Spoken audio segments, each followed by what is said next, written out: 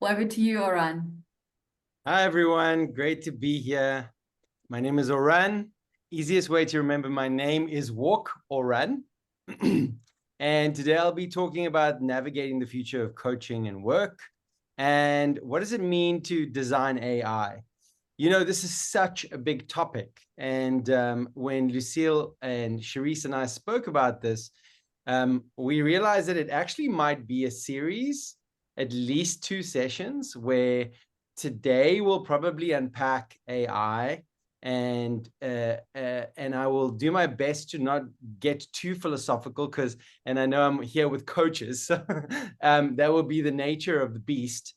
A little bit about myself. I'm the CEO and founder of GWork. And GWork is a habit building technology that helps organizations embed the key behaviors that they need to achieve the results that the business needs. And my background is I have a master's in leading innovation and change, and I've worked with organizations like Google, Nestle, Johnson & Johnson, worked across most of the banks in South Africa and some actually across Africa and the US. And I'm a coach, facilitator, strategist, and insatiably focused multidisciplinary. So I love learning lots of different approaches. I have 2 beautiful kids that keep me healthy. This is me when I survived and healed a slip disc. And I also love permaculture, and we have chickens in our garden, and love systems thinking overall. So our topic today is a very interesting one. And if anybody ever tells you that they're an expert in AI, run for your lives, because everybody's grappling. And so we're going to look at some themes and ideas across the space, but really just to enter the room so that we feel like we're here. I want you to answer a couple of questions. One is, have you personally used AI this week for work? That's the first question. The second question is, what problem were you trying to solve? And then thirdly, what's your relationship like to AI at the moment? So I'm going to give you a moment, and in the chat, I'd like you to write some of your answers. So have you personally used AI this week for work? And if you did, what problem were you trying to solve to achieve what end? And then finally, what's your relationship like? Are you best friend buddies? Are you thinking it'll take over the world soon? What's the relationship like, and how embedded into your workflow and into your life is it at the moment? I'm going to give you a minute to share that in the chat. So no, some are starting to come in, some no's, some yeses. We've got 2 so far. So I'll give you, maybe we can have that lovely music, Charisse, while that's happening, if you've got it handy. I will see what I can do, Oran. Thank you.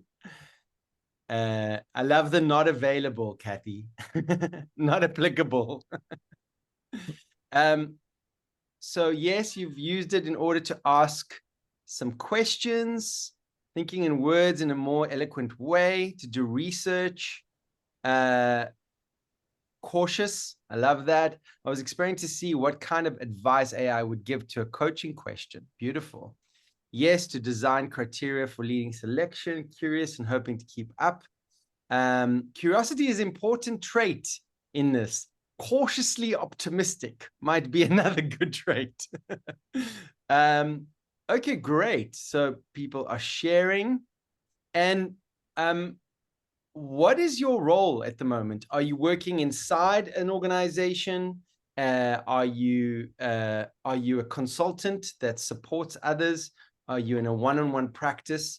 Maybe we can go around quickly. You can share your name and just say outside the organization, and one word to describe how you're feeling about your relationship to AI.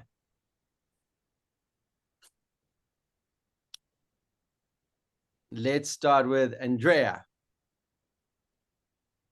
How did I know you were going to pick me? Maybe because it starts Outside, with an A. outside the organization, yeah, consulting, one-on-one work, teamwork. And what was the question? What was my relationship like to AI? Yeah. Ambivalent. Ambivalent. Okay. Cool. What? Okay, I won't dig into it. I won't dig in. Next. We'll just do a couple, just to get a sense of who's in the room. Who wants to go next? Miriam, Adrian, Rikas, Diane. I'll go. Oh, Great. me? I utilize AI where I can. I use AI as my work companion. I don't necessarily follow what it says, depending on what it is. I've found it to be completely wrong in certain things so far from all my research. So I use it as a grain of salt, but I use it for some support, and I find it very useful. I'm not afraid of it. It's just Beautiful. another tool for me. Yeah. Fantastic. Adrian. Yeah. Hi. I have mixed feelings about it, but I really appreciated in the last year how I've been able to speak to AI, which really speeds up a lot of documents that I end up needing to do research and refine. And I find it's helped me with some confidence humps where I was battling with some of those documents in the past. Thanks, Adrian. One more. Shia, maybe. Hi, everyone. It's good to be here. It's Shay, just it's an Shay. Irish. No, it's okay. It's fine. I was called Shia all through the 80s.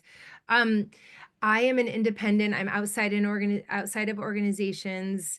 I use it all the time. So I wrote a 360 report that was honestly better than what I could do by myself. I go to it for all kinds of, sometimes it's quick data. I'm writing a book with it. So I use it to synthesize information. I don't use all of it, but it gets me, it's just like a companion, like someone said. I have like equal parts gratitude and like terror is maybe a little bit of an overstatement, but like kind of in that zone of, I think the anxiety is like, I like my mind, like I like my critical thing, like I like what I've developed over my lifetime, and I worry about my kids. So I'm just a little like in the, how does this all shake out in a way where we don't forget our humanity? So it's like equal, like it's not quite ambivalence. It's like massive gratitude and massive worry. Yeah. Thank you, Shay. I think that's a healthy in between. So we've got all sorts of individuals with us today, some who have not used AI this week, and some who've used it more than 20 times since Monday. And so we will start from the basics and talk about where does it fit into the grand scheme of things. And so the first important piece to share is that we've entered a new information technology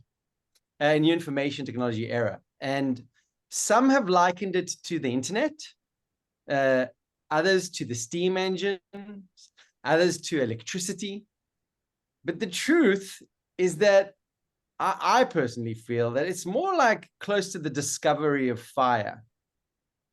And if you think about the paradigm that has taken place since we discovered fire and what was made possible and who we were before fire was invented, everything about our context had to change. And so as our tools evolve, right? And so we started with like chipping away at plants with a tiny rock. And as we were given more powerful tools, and as we evolved, we had to evolve our thinking. We had to evolve the way by which we approach the situation, the challenges that we face. And so we now have moved to a point where there's even, for example, 3D printing for buildings. And every time we made the shift, there was a change that was required in value. And if you went to somebody in the days of using a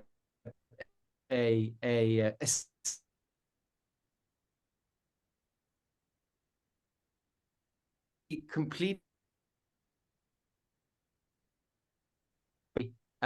this is a paradigm shift that we're going through, and this is the reality of that paradigm shift. So this is Dubai, and none of this would be possible if we weren't able to complexify and improve the tools that we use. Where we've reached is this, and those of you who've seen this clip, wonderful, good to see it again. Let's have a look.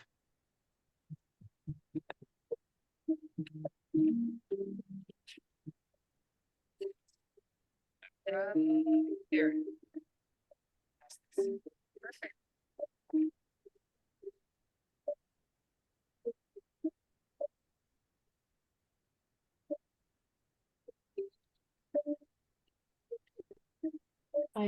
Robotte wat ons pakkies vir ons kom haal by die kar, wat vir ons afstof die huis skoonmaak. Gaan sit en rus terwyl ons Someone's off mute and sharing with us some of their personal experiences there. And so what comes up for you when you see this evolution and where we are? So to give you a bit of context about what we just saw, this will be a robot that will be available in the next year or two. It will cost about $30,000. And already we're seeing trends where the cost of the technology is becoming cheaper and cheaper and cheaper. And the vision that the tech leaders around the world have is that there will be a robot in every home. So what comes to mind when you see that video? Who saw this video for the first time? Yeah. I'll share. Is that okay? Great. Yeah, please go for it. What occurred to me when I saw that was many functions like vacuuming are already able to be done by a computer. And so just putting human form to some physical actions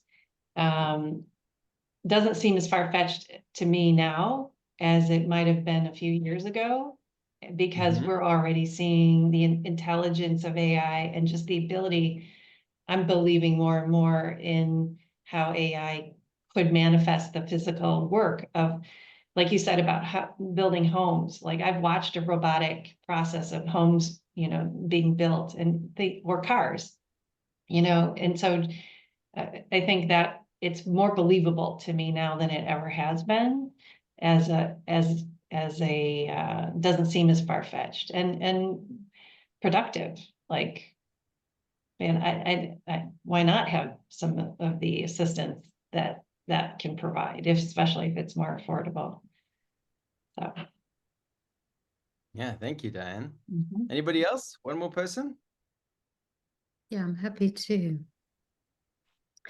add in. Yeah. Aran, like amazing. And then my next thought was, sure, what about all the jobs and the people who, yeah, are not going to get those jobs anymore? And then the third thing was a perceived like privacy intrusion at home. I thought was interesting, even though it's a robot, but yeah. So there was a beautiful comment, quite a fitting little comment on the actual YouTube video, which was, "Oh, how sweet to see our future overlords learning to take their first steps." I thought that was quite funny. So this is where we're heading, and so what this does is it brings up a whole set of questions. I'm just trying to actually go to the next screen. 1 second.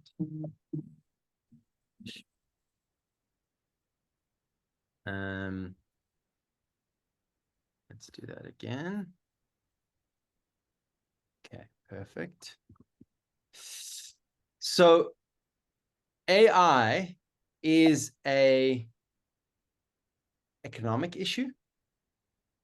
It's a social issue. It's an identity issue. So how we perceive ourselves in relation to work is going to change. It's a religious issue, and it's even an existential issue. And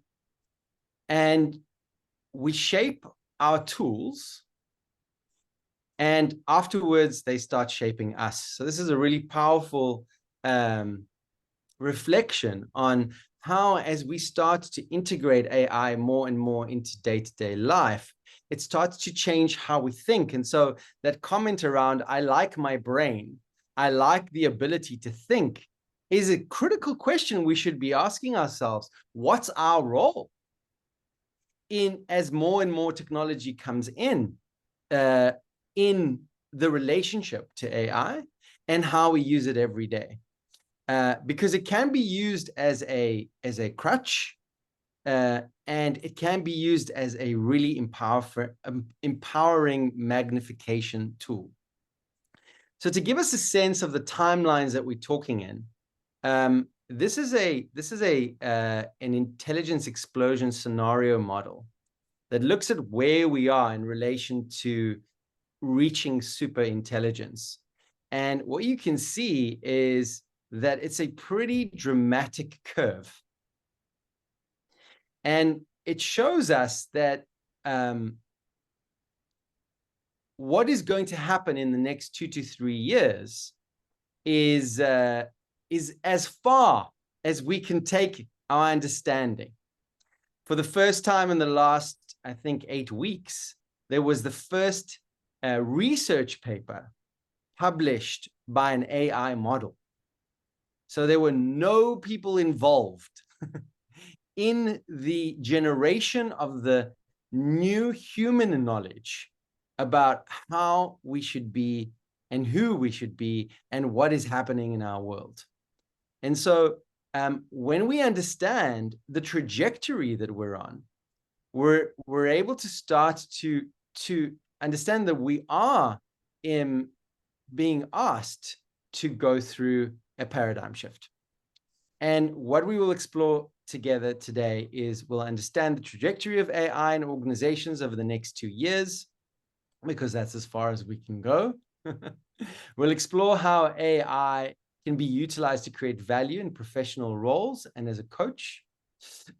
We'll understand key elements around the difference of AI technologies that are at our disposal, and discover practical applications and case studies of how AI is being used in organizational contexts. And we will touch on the relationship and the opportunity that design thinking can facilitate if there's enough time. We'll see how we go. And so the ultimate bias is a paradigm. And paradigms shape how we see reality, what we value, what we measure, what we call success, and even the questions that are worth asking. And so the next 1 to 3 years promise a significant acceleration and maturation of AI's impact.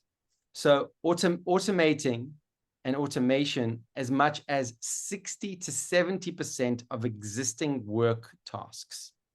So think about the current context of what an individual does at work and the journey that will happen over the next 3 years of automating what they're currently doing. This mainstream adoption signifies a fundamental shift in how work is performed. According to the World Economic Forum Future Jobs Report, employers anticipate that 44% of workers' core skills will change by 2027. That's 2027. 25% of enterprises using Gen AI expected to deploy agents in 2025, in this year, and it will grow to 50% by 27. And we'll unpack what Gen AI means as well. And what we're seeing is a dramatic acceleration that we need to pay attention to and understand how it plays into being a coach, being a people leader, etc. AI remains a top strategic priority for the C-suite, and the vast majority of companies plan to increase their investments in the coming years. So work is changing. And to give us a sense of that, 60% of workers today are in jobs that did not exist in 1940. And so it's always been the nature of work to evolve. The difference is that the work is evolving at a of today's global workforce is involved in tasks that can be automated. And that is going to change work as we know it. We're seeing some interesting stats around how work is starting to infiltrate, how AI is starting to infiltrate AI. 47% of employees don't know how to meet expectations that are being asked of them. So their managers are asking them to use AI, but they don't really know how to apply it into their role. 96% of leaders expect AI to increase productivity. And so what the result is that 77% of people say AI has actually increased employee workload. And as a coach, we are thinking about what is the impact of our people. 54% of employees trust AI over HR managers. Isn't that interesting? 54% of people trust the AI more than they trust the HR manager. And so we're going to see this drastic change where we think, oh, people will be in specific roles that seem to be human-centric, but we're going to realize that there are certain spaces where AI can actually take away some of the bias, even though it also brings some of the bias. 75% of workers prefer AI performance reviews. And we're seeing AI performance reviews being rolled out more and more. And so it automates the process through a chat feature and enables the individual to answer how they feel they're doing and really be interviewed. And that gets collated into a view by the manager and the direct report. So this is going to change a lot of things in our society. And of course, the Writers Guild, always known for striking, but they were one of the first to strike. And we're going to see more and more of that into the workplace of where is my place in relation to this technology? Where do I fit in and what is the value that I bring?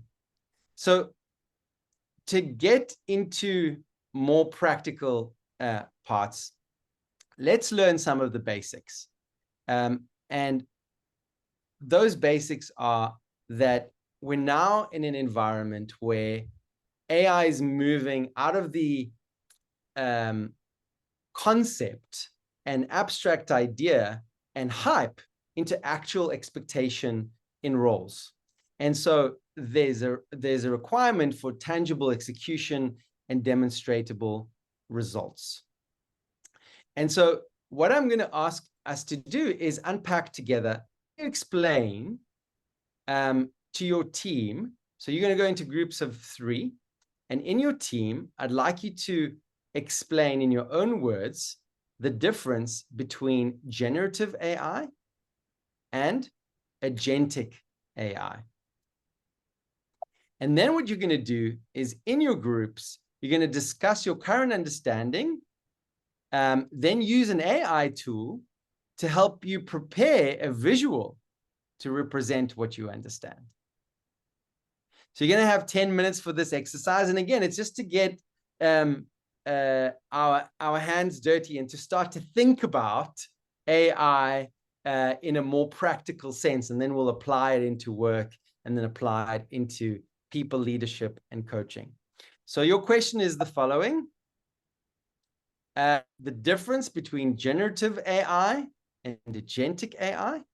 And then as a group, you're going to prepare a visual to represent what you understand. Okay, so let's give it 10 minutes.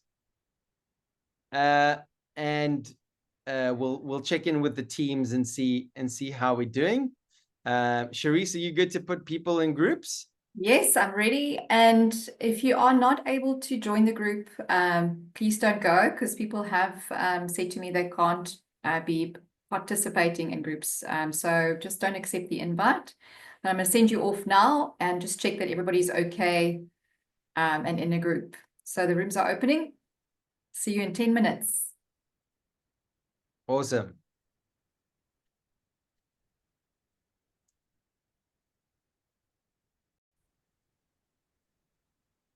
Okay, so how is that? Karen. That was fun. Yeah, so that was quite a shake-up. I mean, I must say, giving us 10 minutes to try something we haven't tried before. Thank you. So we first had to get ChatGPT to explain the difference between the two for us, but we actually did end up with a picture. I'll show you. Wow. I asked it to create a robot mining rocks, and that's what I got. Amazing. So if you can, paste your picture into the chat. Oh, it's on my phone. Okay, let me see. I can probably Whoever's read this out. actually managed to create a picture, first of all, give yourself a huge pat on the back for Well, I was working with Kate, so it was Kate and I. amazing. So we've got, I love how the AI translates to agantic rather than agentic. Wow. Lovely. Let's have more pictures in. We've got one so far. There's another one being loaded. Brilliant.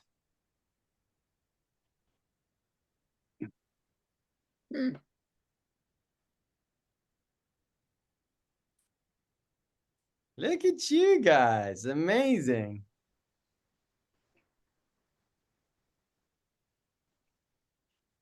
Robin, what have you got there? Looks like a very dark scene.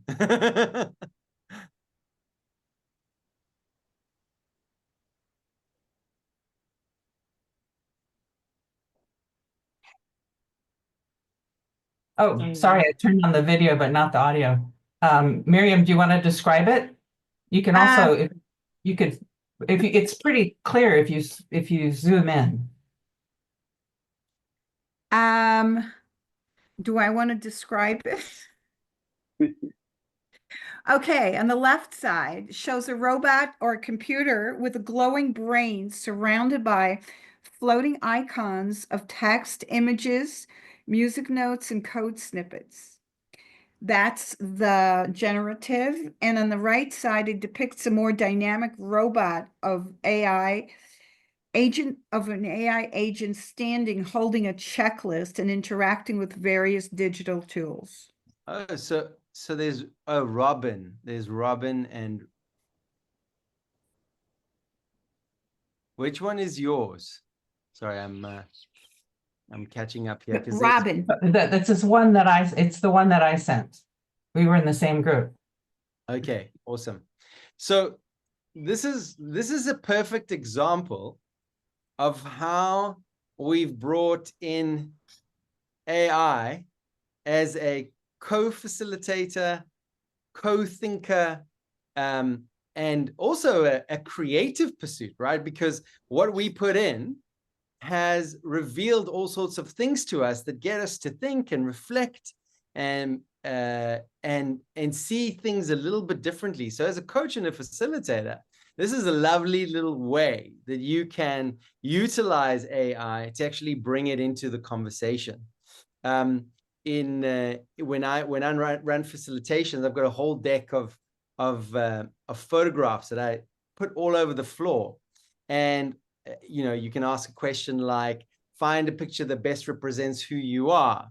And so this is a perfect example of how we're starting to stretch our capacities to bring AI into the room. So, Kathy, tell us about your image and what is the difference between agentic and generative AI? Well, I'll start with the image because that's the first question. We started with ChatGPT and it got hung up in a loop. It took a really long time. So then we opened up Gemini, and in a much faster fashion, it came up with the image that has the sort of the blue-gray agentic AI on the left and the orange rust color generative AI on the right. Then we asked it to say the same prompt, but in Frida Kahlo style, the artist. And so that was the first one that I dropped in. And again, this similar color scheme, but very different look, but it did catch her eyebrows, like the knitted eyebrows, which is what she's famous for. And so the big difference, as we research it, we'd never heard of agentic. Actually, I think Pam had, but the rest of us hadn't. And generative AI requires a prompt, whereas agentic AI is more, doesn't need the same kind of intervention. It can kind of work more autonomously. Beautiful. Thank you very much. One more group. Who wants to share their picture and what they understood is the difference between agentic and generative?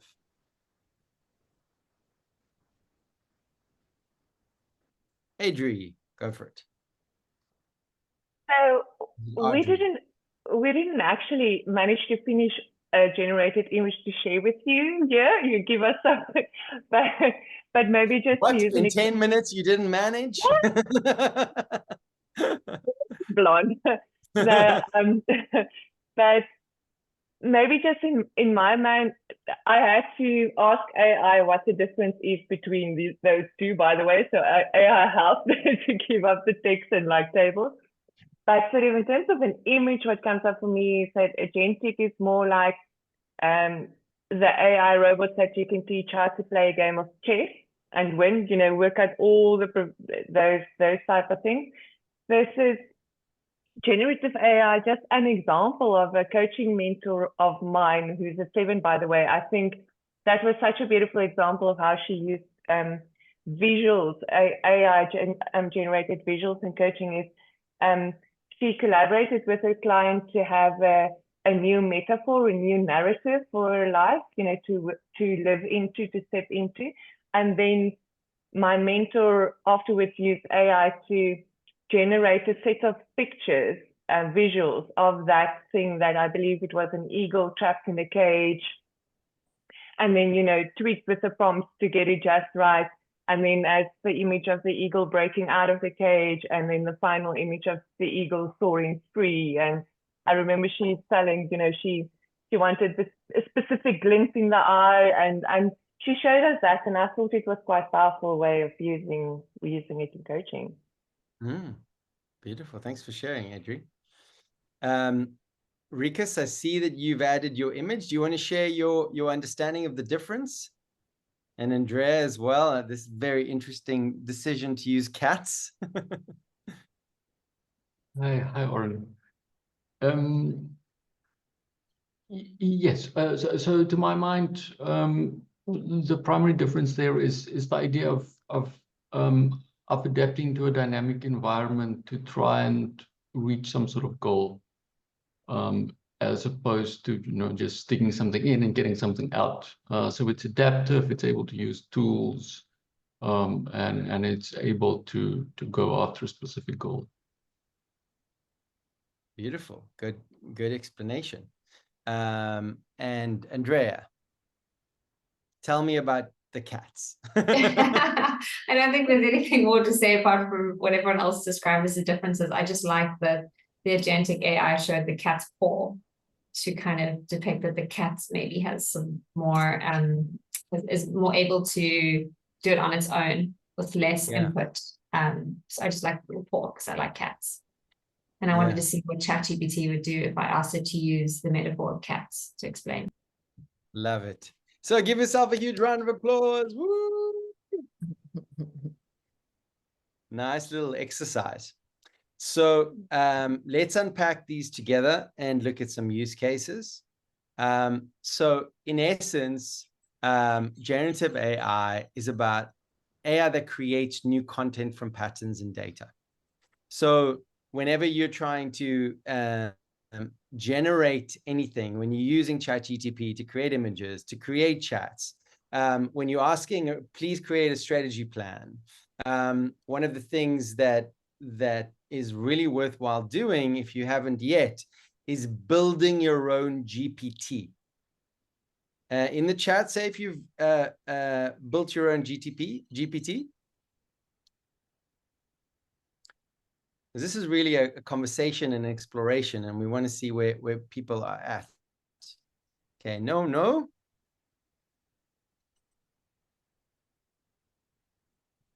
Not yet. I love the not yet. Okay, so who knows what a GPT is? So a GPT, anyone here know what GPT is?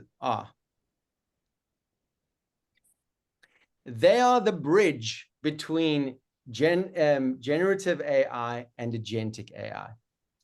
A GPT is a trained model aligned to your content and your understanding, right? And so, for example, you can take everything around that you have content-wise around the Enneagram, and you can upload it and train a GPT in that content so that next time you run a Enneagram coaching session, you can access your own personalized GPT that's got your frameworks, your way of thinking. You don't have to constantly add those things in. And you can train it to say, this is the template that I use when I give feedback around a report or a specific type of session. And so help me build out what are the key questions you think I should ask, etc. But the thing is that it is embedded with your way of thinking, your frameworks and your ideas. And so it's not like starting from scratch.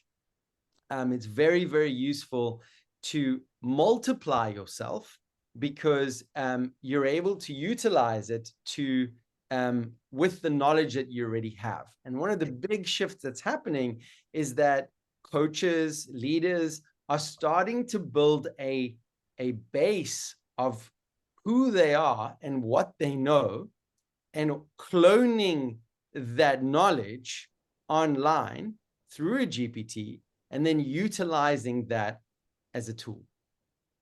Similarly, you could take a transcript from a session that you ran, build a GPT almost as a supervisor, upload that content, and then ask the GPT and build into the GPT specific questions around what are the key gaps? What is my Johari's window?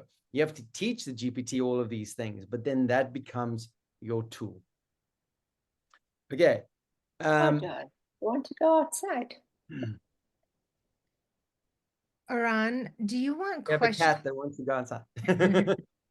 Do you want questions as you go? Do you want a simple Yeah, question? feel free.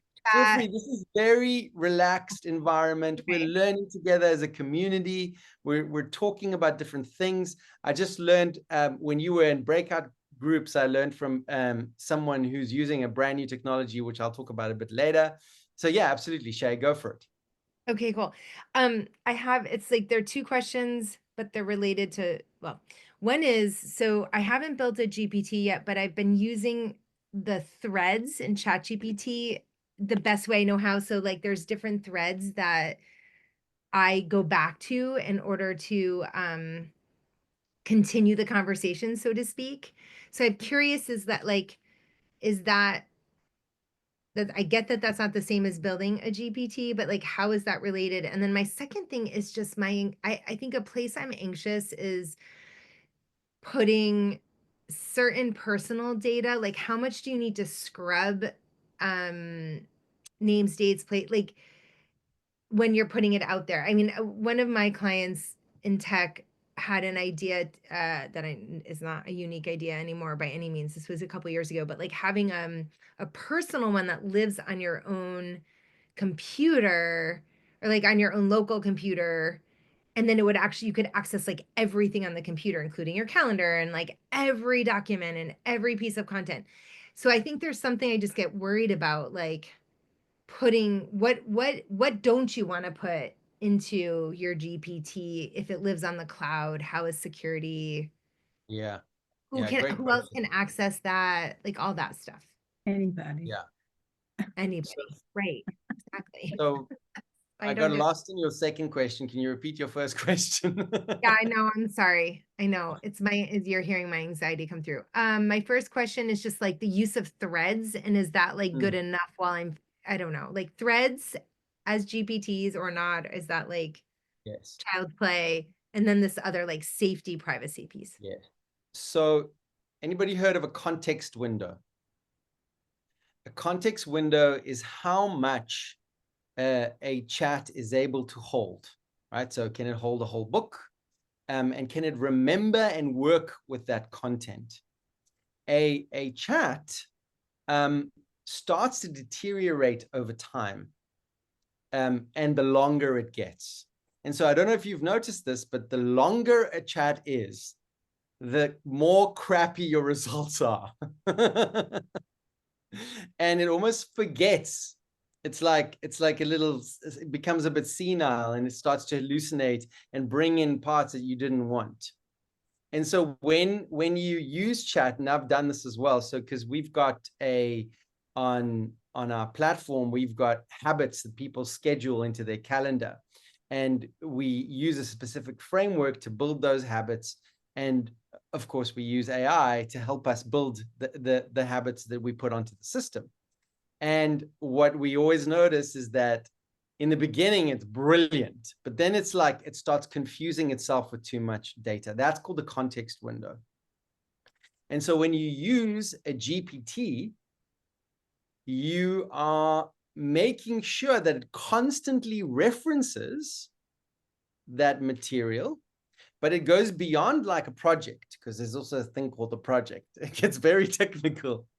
And a project is basically where you dump all the files into a folder that then ChatGPT accesses.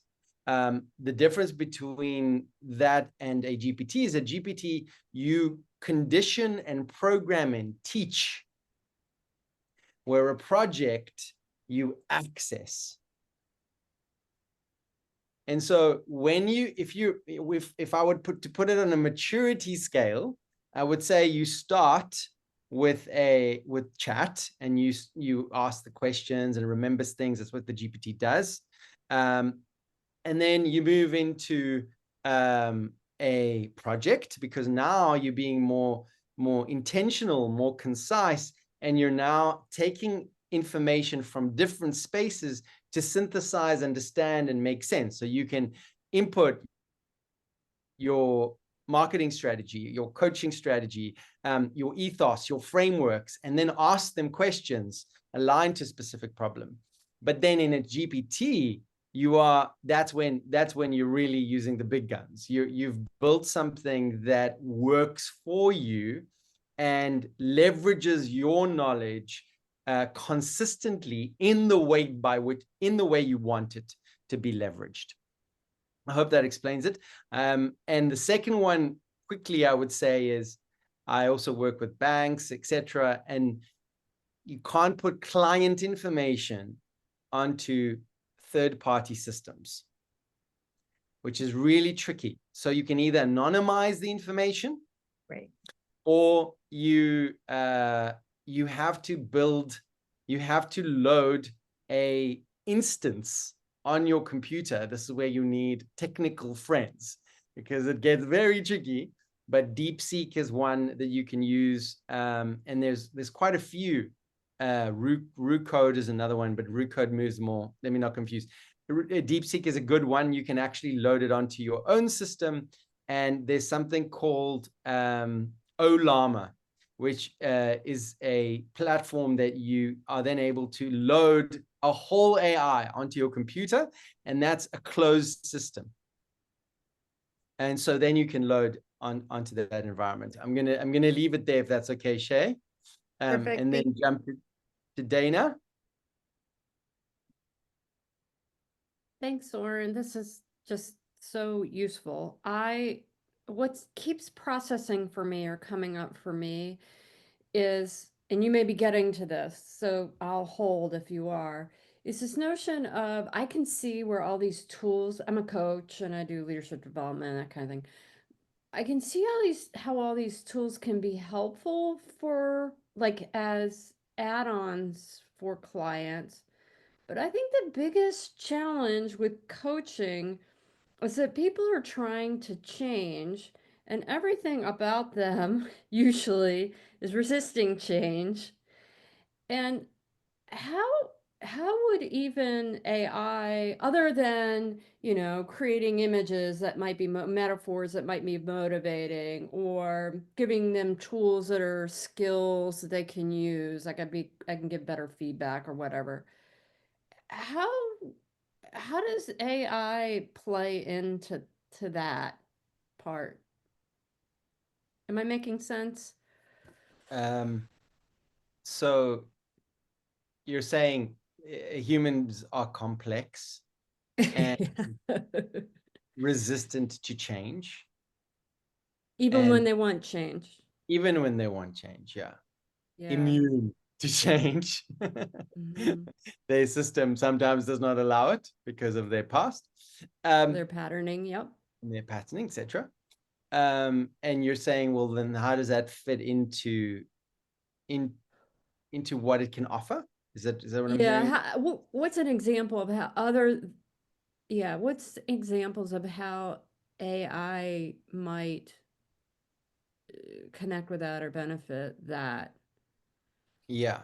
So recently I built a blind spot spotter. And so you kind of say, this is what I'm doing. This is what I'm thinking about. What are my blind spots? And then it tells me. Now, if you're now working with GPTs, you can say, tell me, you can download your favorite, you can download Adler, and you can download ICF frameworks. You can download anything on there and then use that as a tool that helps you, or you're working with someone and you're stuck. And so you can turn to that GPT and say, this is what I've done. What do you think? Or poke holes in that. Another quick tip in this topic is the more you input up front, the more valuable the output is. So if you put like, hey, build me or hey, just what is it's not Google. it's a designing tool. You need to design your experience, and that's why GPTs are so valuable. But you also do that. It's ideal to do that with chats. Mm-hmm. So basically what I'm hearing from you is it can provide tools that could possibly accelerate the client, depending on who the client is, and tools for you, especially when you're getting stuck, to help them and get yourself unstuck to support them. Is that what I'm hearing? Okay. Yeah. Thank you. I have a question, or I Yes. have a comment. So I do a lot of Enneagram in my coaching work and also adult maturity work. And I sometimes do take these, have my clients take assessments. And when I'm looking for the stage of a particular sentence completion, I would say that 75% of what I've gotten from both, and I say based on, because I study with Suzanne Cook-Reuter and Bina Sharma, based on Suzanne Cook-Reuter's theory of development, I would say that 75, and I was shocked because then I kept feeding it questions. 75% of it was wrong. It would tell me that a person was like way post-conventional when I knew the answer was definitely not. Yeah. And then I started comparing more and more, and it kept giving me the wrong answer, or that it kept, then I went into like Keegan's work. And so there are areas that it's not developed yet, or I'm asking the wrong. I use mostly Perplexity, the paid version of it. And then if I'm not happy with that, I go to Chat GPT, but they both answer the same way. So I find it, I look at it for the answers, and in the Enneagram, it's wonderful, but in the maturity work, it's so far, yeah. And it's interesting that, right? Because the maturity work is much more complex and nuanced. Yes, exactly. You can sort of codify the Enneagram in some ways,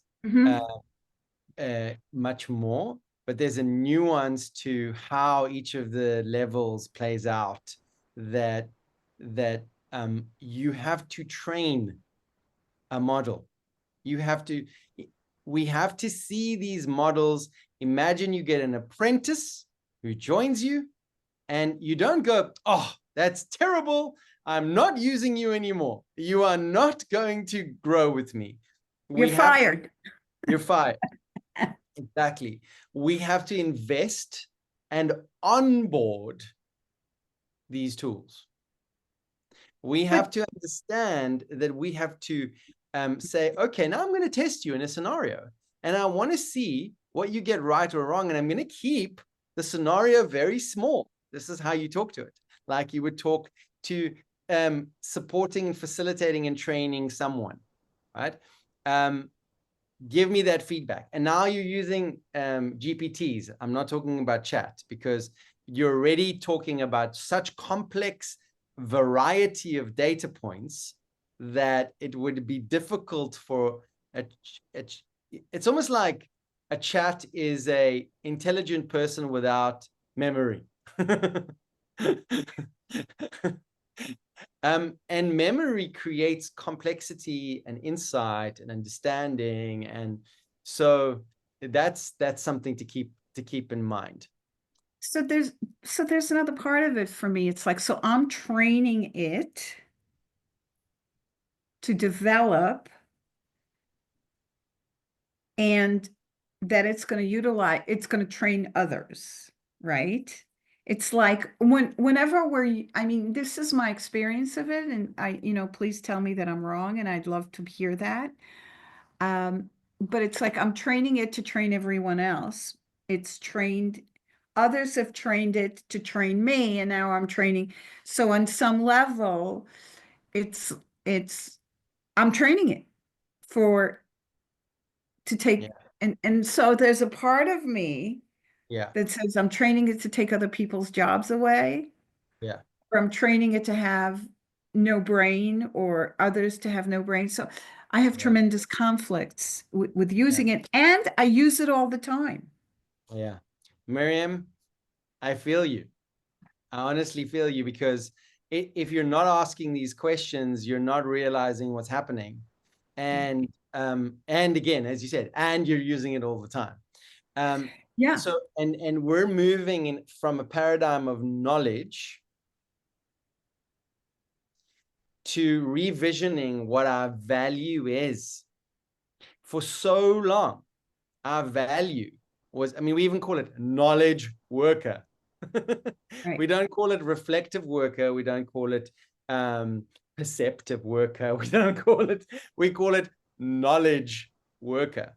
For so long, we called it a knowledge worker. And we need to understand that the information we have is becoming diffused and less of our value. However, I mean, we can talk, there's a lot that I wanted to cover on this. I think this kind of conversation is more organic and free, and we can have conversations, but I'll go to the slides back in a second. The way that they're talking about it now is that it's almost like the work ahead is to codify yourself, or as a company codifies itself in a knowledge base, and then the knowledge base is accessible. Similarly, people are, and there's lots of ethical questions and philosophical moments to have right now, but we're not having those conversations today, because if we have those conversations, we need a glass of wine for those. A few glasses of wine. But the pattern that is happening in the world is the greatest minds, or people who are utilizing this technology, who have a lot of information, are codifying it for their use. So they are training the model, yes.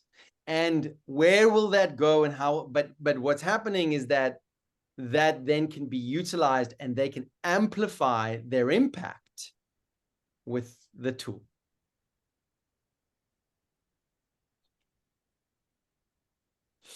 Thank you. Okay.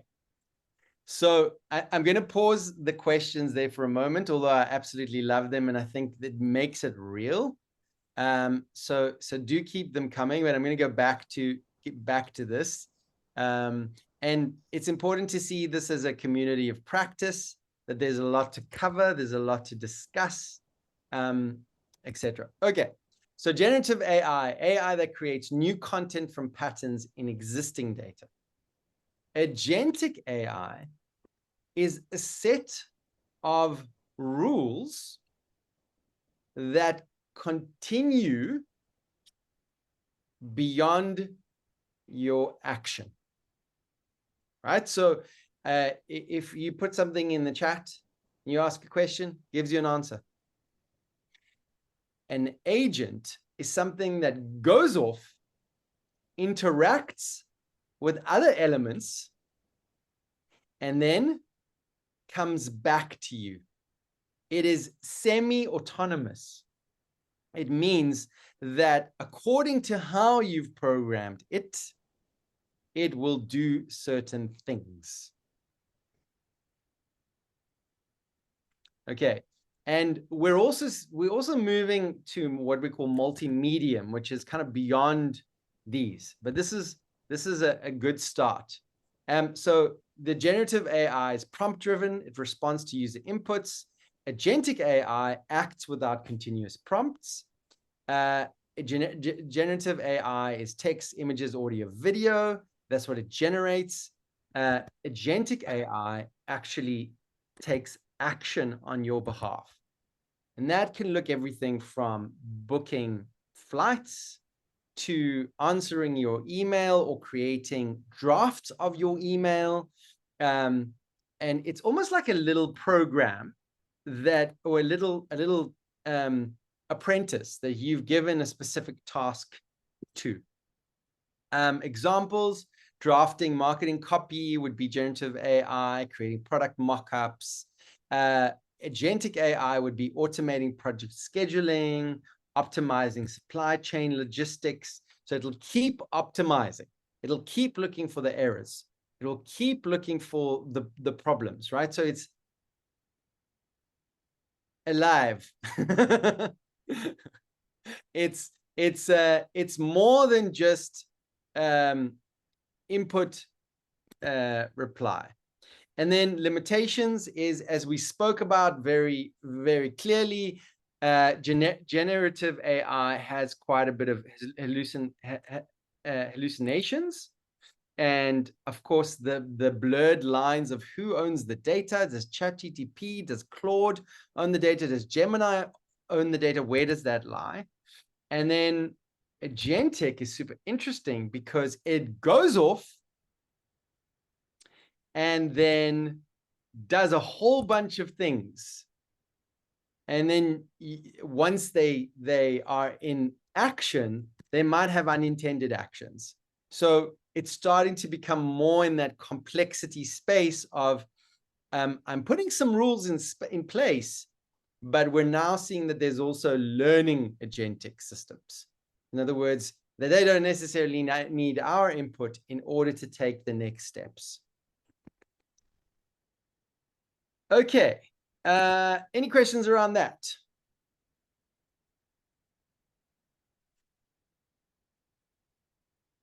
Good? Brain spinning? Okay, so how is this being used at work? And I wanted to share some case studies and examples, and also to show you the shifts that are happening at work and the impact that is going to happen for employees over the next 2 or 3 years. Because as a coach, as a leader of the emotional state of the individual in an organization, your role is to support them through this tricky period that is about to unfold. And so Harvard Business Review recently started to explore, could an AI be a teammate in a team? And so they looked at 776 professionals at Procter & Gamble, and they specifically worked with R&D teams and really mapped the business impact, the performance impact. And it was really fascinating, very, very fascinating. Individuals working with AI performed just as well as teams who were not using AI. So I want you to take a second and in the chat, write, what do you understand that to mean? Individuals working with AI perform just as well as teams without AI.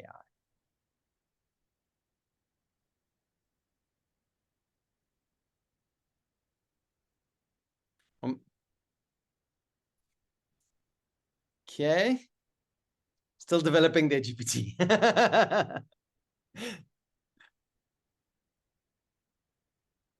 We will be blessed to do more with less people. AI could replace employees. Generative AI predicts the next most likely words. So it's not adding new value. Okay.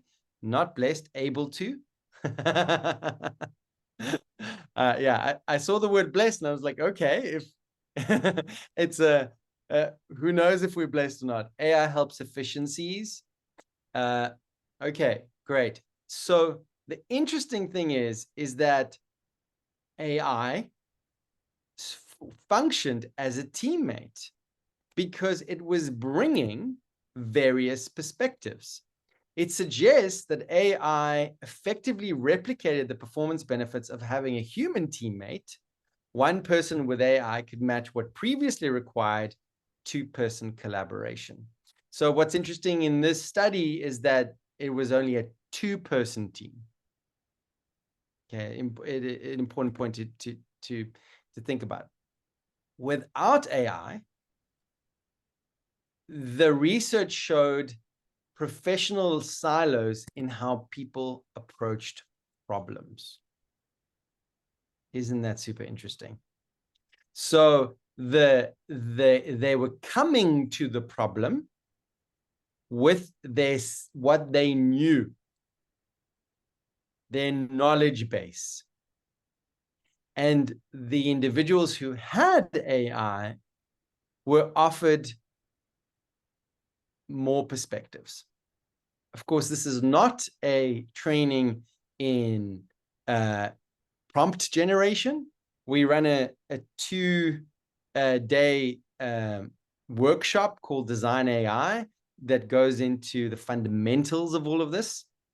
But this is just to give you a sense that they used very specific prompts that allowed them to get more than working with an individual. Teams using AI outperformed everyone, delivering top 10% quality solutions more often, showing human AI synergy unblocks brilliance.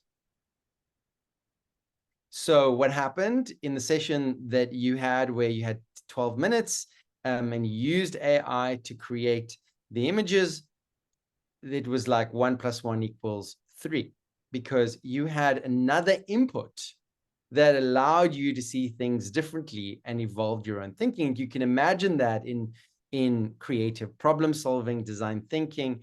We won't be able to go into that today, but that I think will be Cherie's part of a series where we can go into a little bit more depth.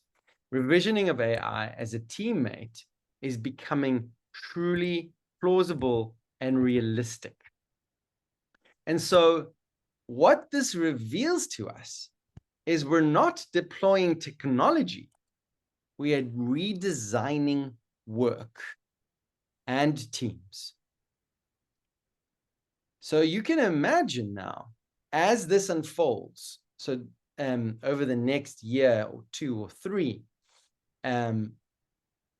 the impact on the individual, on how they work, how they collaborate, and also reveals to us that how people work starts to become more valuable than what skill they have, right? Because if I went to school and I studied innovation, all of that knowledge is already in the chat. In the chat, it's already in the AI. So what do I bring? The way I see, the way I think, the ability to reflect on the patterns. Pause, questions, comments, thoughts.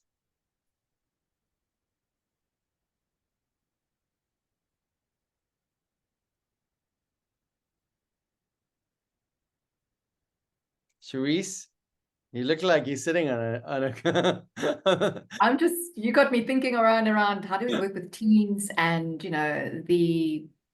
how we bring AI in to make more bigger decisions, better decisions, yeah, so my brain is just going off on different directions here, but yeah, fascinating.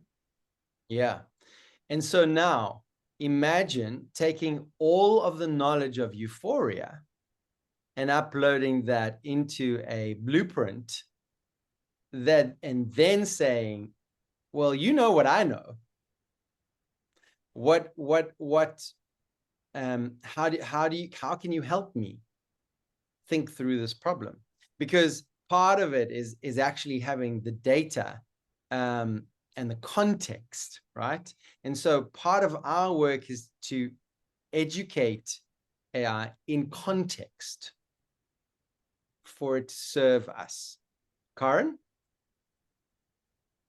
So, Oren, something which I think we're going to have to work out how we're going to incorporate this in the future is that the schools and universities are absolutely clamping down on children using AI and students using AI. In fact, they at university, they have to actually sign that they haven't used any form of AI in whatever they've produced. Then we're going to let them free in the work environment, and they are not going to know how to use it. And potentially the work environment has already moved on from there, where it's expected that they can incorporate AI into their teams. Yeah, yeah, absolutely. So we are still in an industrial age education system, but we've already moved into the knowledge era, and now we're out of the knowledge era and into fill in the blanks. I don't know what to call it. The AI era, the critical thinking era, the reflective era, the human machine era. Who knows what we would call it? And the knowledge that exists in a master's is now available. There's called Humanity's Last Exam. It's actually the way that we measure how good a AI chat is, a model is, and people do it takes the test basically, and what is very clear is that the model that we have around 4 years of studying to then go into the world is becoming redundant. And it's education that needs to catch up to what that means. And you're kind of preempting some slides. So I'm actually going to skip to some of that and then come back. So if we're moving from the spade to the 3D printing, we need to look at the current paradigm. And the current paradigm says we learn for 22 years, and then we work for 40 years, and then we retire at 65. Right? And in the 50s, it was you get your golden watch. You had maybe 2 careers, and that's it. And I can imagine everyone in this room has had more than 2 careers and has expanded their skill set because you're naturally adaptable, and it's what the world is asking of us. The new paradigm is that 30 years of skills is being turned into 6-month skill cycle and shelf life. So now imagine AI is entering the workplace today, tomorrow, it's happening. Now, what you know is how you work with these models and everything that you've learned before. And so the move is to seeing that at the end, it's about how people adapt and learn is the new skill. It is the master skill. It is the most important. And so to answer your question, what should they be teaching at school? That.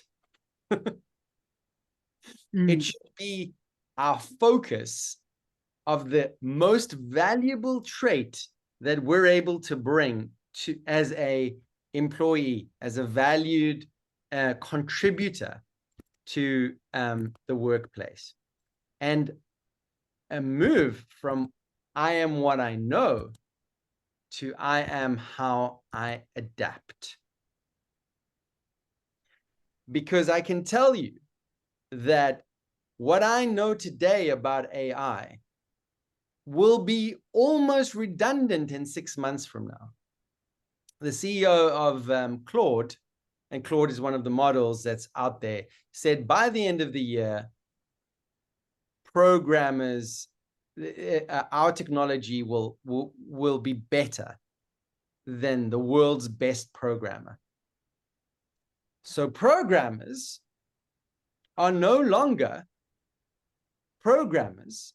They need to become custodians and orchestrators of the technology to do the same job. Their spade has turned into a 3D printer. And the ecosystem by which they function will shift. What people value will shift. One of our team members at GWork, I mean, we have developers in our team, and I plainly shared that, and they know that this is happening. And so the conversation was, okay, so how are you going to work with this to bring value into what we do? Okay, what is your job? Your job is to stay afloat and understand, abreast, and understand what is next and what's unfolding, to try new things and to experiment, and to find how you're going to utilize these new tools to bring the value. Because I am not paying you for what you know. I'm paying you for how you apply yourself. Isn't that a phenomenal paradigm shift that we're living in? So value is not around not around the skills that I have. It's about my speed of skill acquisition and time to application of that skill. My request is that he watches a video, understands the tool, and starts using it. And tomorrow there's going to be another tool. The tool becomes agnostic to the way by which he approaches it. With what? So in the chat, I want you to write, what does he have to approach the tool with? I want three things from each person. Beautiful answers. So read through what others have written. We've got critical thinking, curiosity, learning from mistakes, which is also the experimentation mindset. He can't be over attached to the tool, and put the value of who he is into the tool.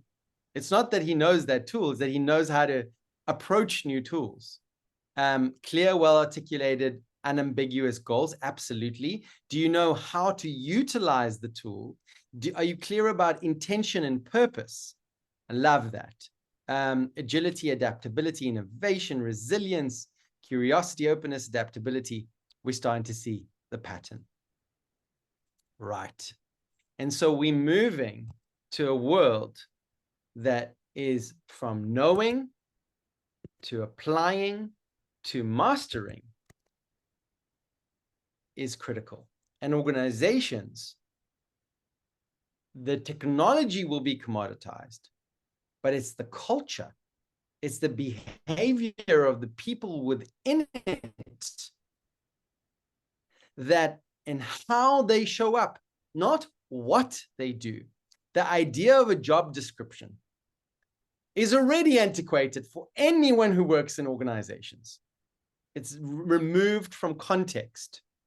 That agility is going to just increase, and that adaptability requirements, right? And so I will constantly be revisioning the value that I bring.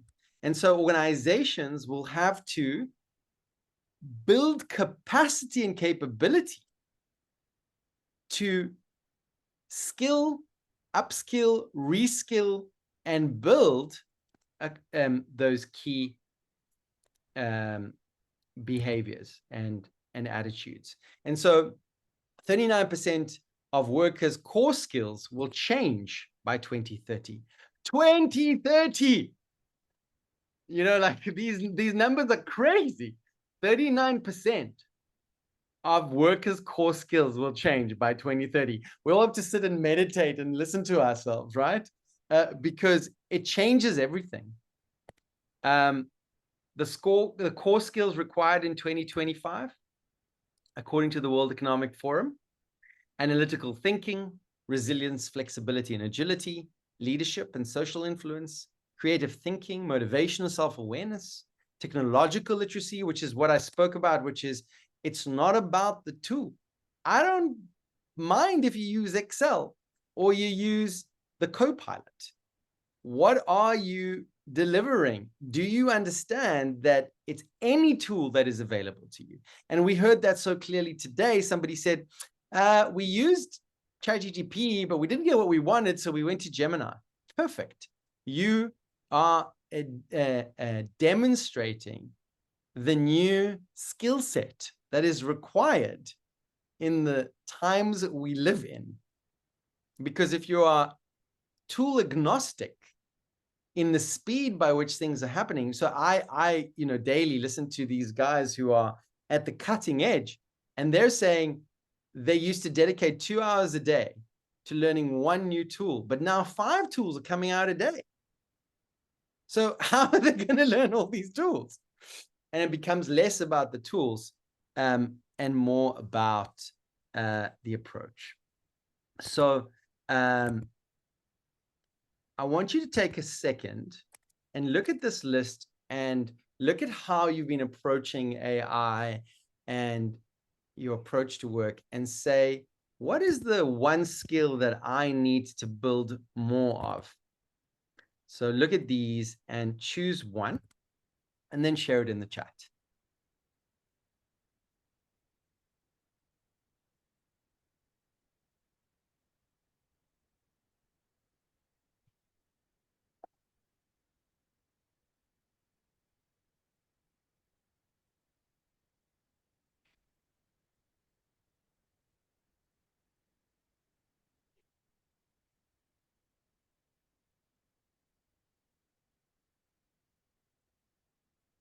Awesome. And those who've said creative thinking, because there's a lot of that, what does creative thinking mean to you in the context that we've just shared? Who wants to share? Well, I can just pick on someone. Pam, sorry. I was thinking of it in sort of pushing the boundaries of how I think at the moment.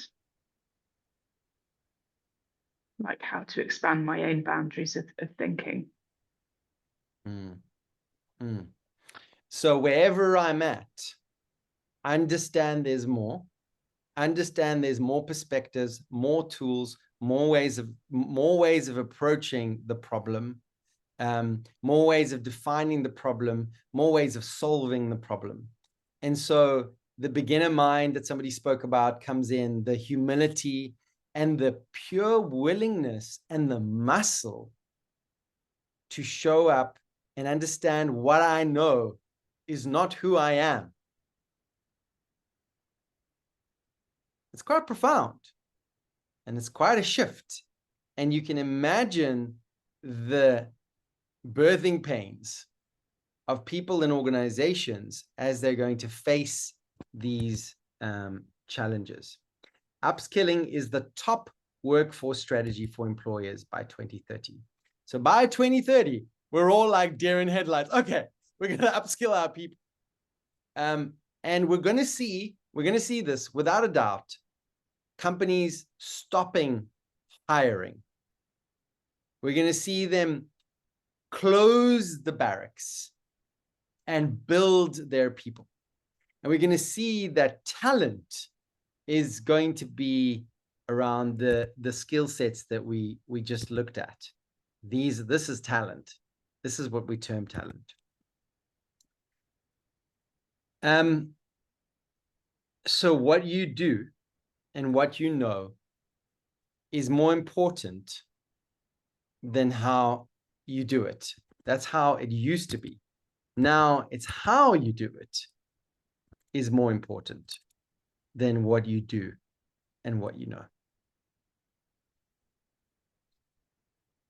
And so strangely, we are moving as AI comes into play. We're moving into human beings, humans who are present to the moment and who are interacting and are dancing with reality as it unfolds before them, or rather as machines who need to hold information as our core core value in the world. Okay, so I think that's a nice place to pause. And I'm going to ask you to go into groups of 3 again. I think 3 is a good number. And I want you to ask the following questions. What struck you? What is the key opportunity that is in front of you? And what work is ahead for you? Those are the 3 questions. What struck you? What key opportunity is ahead for you? And what work is ahead for you? We're going to give you, we're going to put you in groups. Can we do groups of 2? I think we need that to go deeper. And let's give you 10 minutes. And we can't give you 10 minutes. We'll give you 6 minutes. I'm sorry. Ooh. Okay, so everybody take a deep breath. And exhale. Charisse was sharing that, you know, this could be like daunting and anxiety provoking. And, you know, I said to her, you know, yeah, the more I learn, the more anxiety exists and potential exists. And I know that within that, it's also about action. Because if I stay in this space of anxiety, I'm going to fall into an old pattern of deer in headlights. And so it's small actions and small steps and small habits that move the needle. Okay, enough from me. Who wants to share their 3 answers? Who feels called to share? I'll share. I think a lot struck me, but the thing you said at the end about how we're becoming more human being is compelling. I think that gives me a little bit of like an organizing principle. So yeah, to explore and this idea of like having been like a machine holding all this knowledge and information, and how mechanized, you know, the industrial revolution, you know, like all like the paradigm we've been in actually has been mechanizing us. So it's just interesting, like differentiating that struck me. And then I'm going to build a GPT. Like, I think that's like my takeaway. Like, I'm just going to go do it. I'm very compelled by my threads deteriorating, and I can see the hallucinations starting. So that's cool. And the work ahead of me, I think we had a great conversation that like, went to structural issues in our locations around unemployment and some, you know, and the impact. We haven't talked about this, but this is really going to impact populations of people and not equally in different ways. And so those are interesting things to me, and how to support like my children, how to be a member of this paradigm shift thickly, I think is really interesting to me because of the disparity. So I think that's the work, maybe. Thank you so much, Shay. That's beautiful. And thanks for your share. One more person. Someone who hasn't spoken yet. Anybody who hasn't spoken yet want to share?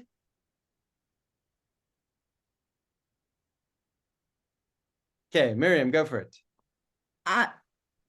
I'm completely inspired. I was telling my group, I'm 73. So I started with these worksheets in college, these spreadsheets.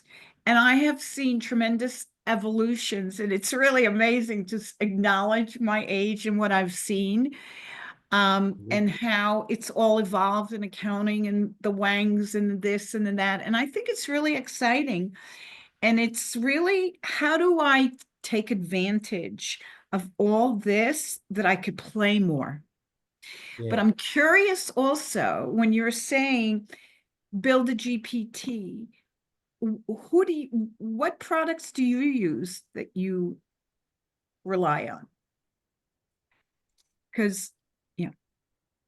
That's going to have to be in the next session. Okay. So any hints? I mean, there's nothing wrong with ChatGPT. There's also Claude. But really, if you want to get into this, you build on your computer. And there's something new coming called an MCP, which it's too many things to take in. So what I want to wrap up with this is be close to what you experienced and how you were impacted by it, because we forget these things quite quickly. And Sharice is asking whether you'd like me to run a session 2, which will probably look more at the skills and as well as bringing in design thinking. And then finally, we are putting together a cohort for a 2-day intensive called Design AI Fundamentals. So if that's something that interests you, more than happy you're welcome to put your name in the chat, and we can reach out to you when we're actually going to set some dates for that. Wonderful. We are on time, and as you put your names in the chat and thumbs up for the session 2, I just want to say, Oran, thank you so much for today's session. It's been mind-blowing for me. I've been living under a rock, so there's my anxiety, but also for everybody's really great questions. It's been so informative, and the session's been so engaging, and I've learned a lot from your questions. So thank you for sharing and being here. And with that, please come off your microphones. You can say goodbye, and thanks to Oran, and we'll see you next time. And look for the email for our next session in May as well. So looking forward to seeing you all again. Awesome. Thank you. Thank you, Thanks, Oran. everyone. Oran, that was Thank great. you. Thank Bye. you. Bye. Amazing. Bye. Bye. Thank you. Bye. Thank you.